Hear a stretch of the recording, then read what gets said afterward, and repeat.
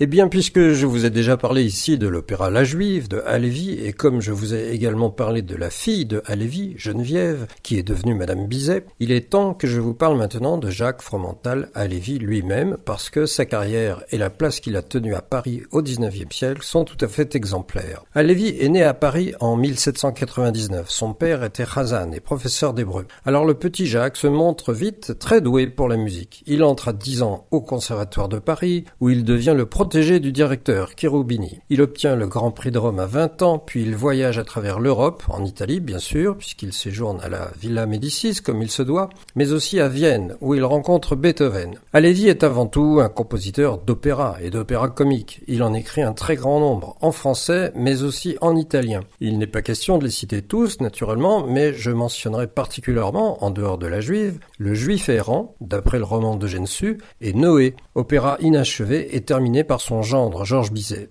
Les compositions liturgiques de Halévy sont moins connues, mais elles sont nombreuses. Il a écrit par exemple un Mima'amakim. Il a composé la musique de nombreux psaumes, en particulier le psaume 118, Min HaMetzar, où l'influence de l'opéra est évidente et rend cette composition encore plus intéressante. Nous en entendons un extrait avec le grand Adolphe Fatia en soliste.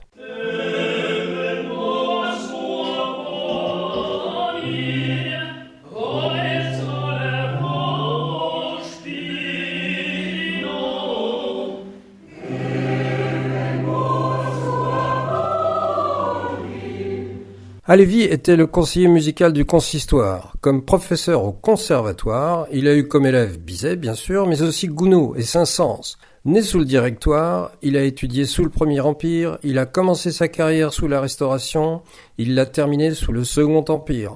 Il a été nommé secrétaire perpétuel de l'Académie des Beaux-Arts. Ce fut un personnage influent et respecté, beaucoup plus par exemple que son contemporain Berlioz. Il était logé à l'Institut, où il a reçu Liszt et Wagner. Il semble n'avoir jamais fait l'objet d'attaques antisémites de son vivant. Halévy, juif pratiquant, a ainsi occupé les plus hauts postes dont un musicien installé à Paris put rêver. C'est son opéra La Juive qui a été choisi pour l'inauguration du Palais Garnier en 1875, soit 13 ans après sa mort.